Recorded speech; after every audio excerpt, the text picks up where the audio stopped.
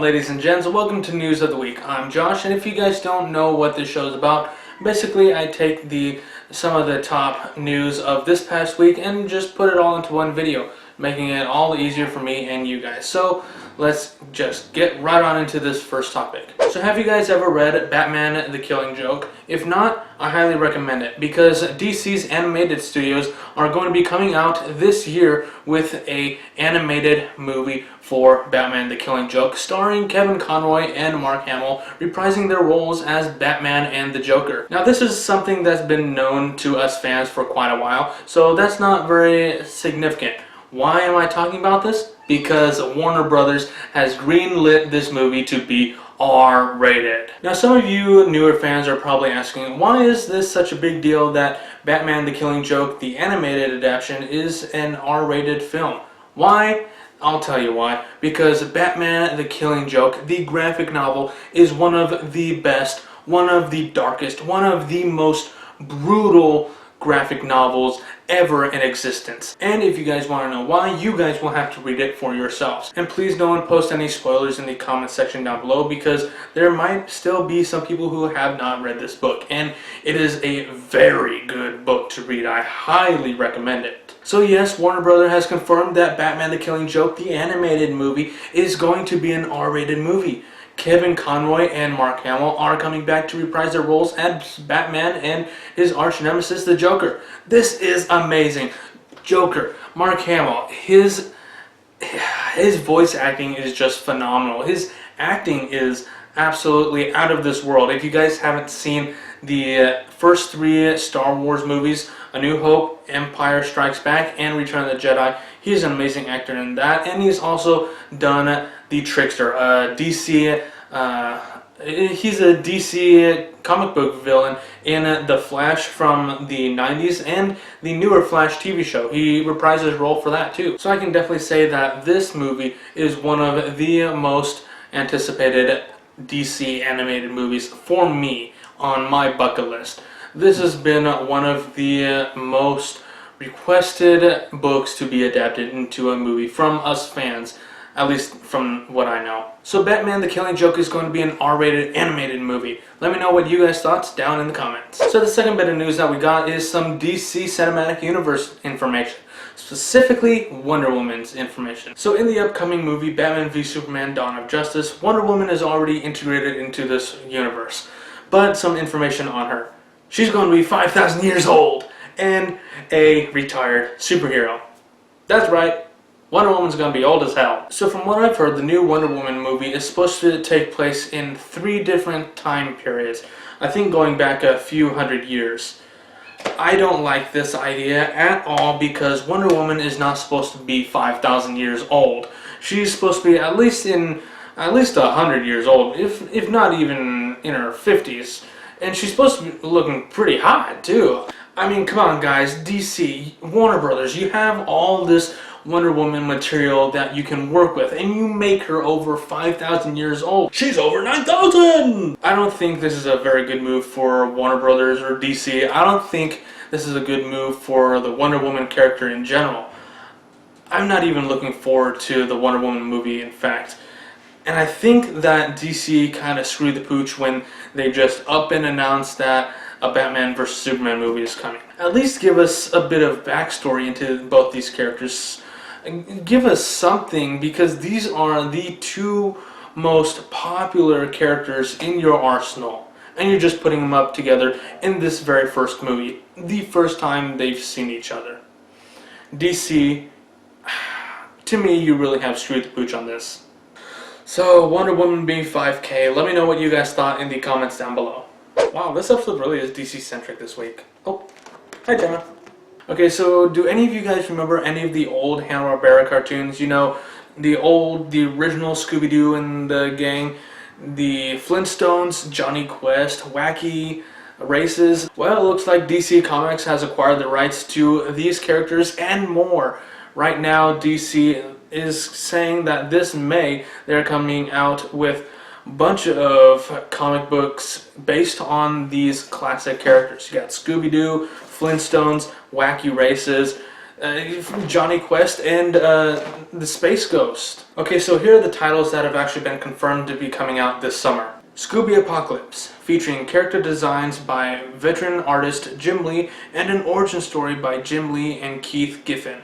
Artist Howard Porter will provide his own unique take on Freddy, Velma, Daphne, Shaggy, and Scooby-Doo. Those meddling kids and their mystery machine are at the center of a well-meaning experiment gone wrong, and they need to bring all of their mystery-solving skills to bear, along with plenty of Scooby snacks. This time, the horrors are real in this apocalyptic, near-future Badland. Me, I was a Scooby fan ever since I learned who they were. I love these guys. Scooby, Shaggy, Velma, Daphne, and Freddy. Those guys are crazy, especially since they can actually understand Scooby-Doo. The only thing I like about DC taking on Scooby and the gang is that it's going to have its own unique twist. But the one thing I really can't get past is their designs. I mean, look at Scooby. He looks like he has this cybernetic mojo on him. Velma, they portrayed her as a dwarf, I guess, but still with her technological genius or her superior mind. I guess that's kind of fair, true to character. And what's with Freddy and Daphne looking like they're ghost hunters with high tech? I mean, who are you gonna call? Ghostbusters! And Shaggy. What did they do to Shaggy?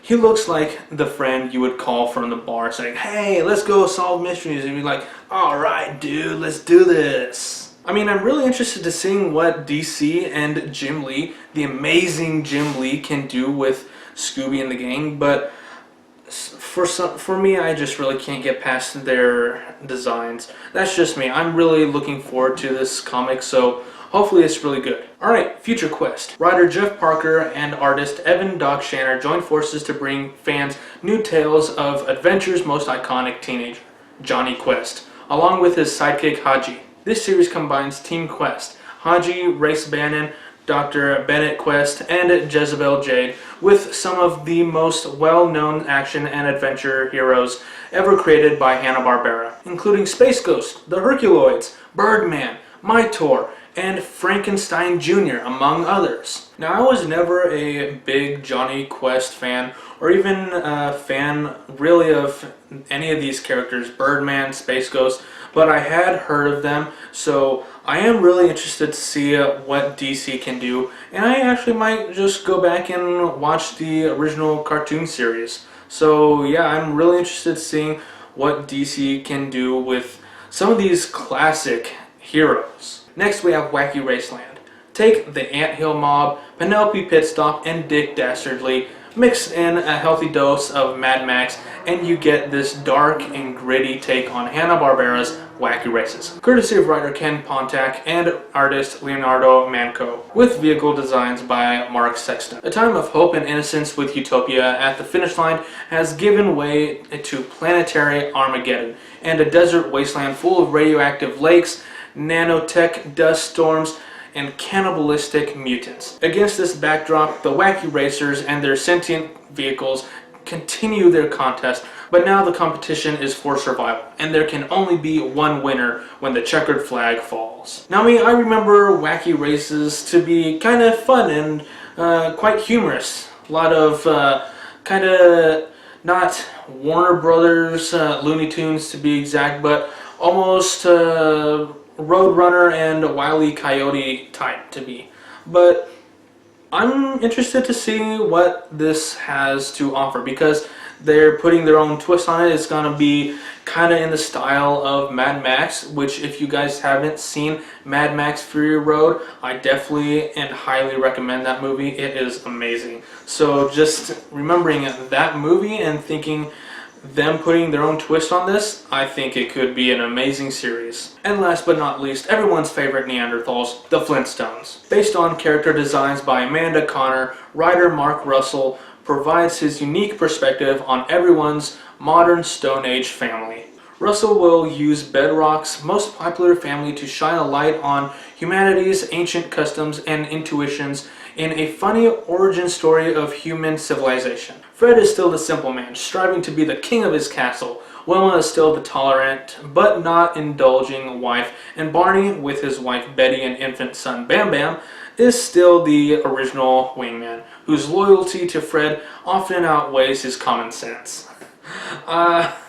Yeah, I remember the Flintstones. Oh, the Flintstones. Fred, Barney, always getting into some sort of trouble, and Wilma, Betty, always there to get them out, and sometimes beat them over the head. The Flintstones, man. The Flintstones are a classic. I can't think of a better cast of characters to reimagine in this new design. I mean, look at their characters. I really do enjoy what DC is putting forth with this new character designs. I really am definitely looking forward to this series 100%. Alright, so interesting. DC taking on Hanna-Barbera characters and using them in their own imagination. Let me know what you guys thought in the comments down below. So for those who stuck around, thank you guys. This has been another fun episode of News of the Week. If you guys enjoyed this video, let me know in the comments down below, and don't forget to hit that like button to let me know you like this video. And I definitely will be making more of these. This will be a weekly thing. So which one of these news topics were your guys' favorite? Let me know down in the comments below. I really look forward to hearing from you guys, to hearing your opinions. And one more thing, don't forget to follow me on Twitter and Facebook at RealNerdWord. I hope to see you guys there. I'll see you next time. Bye!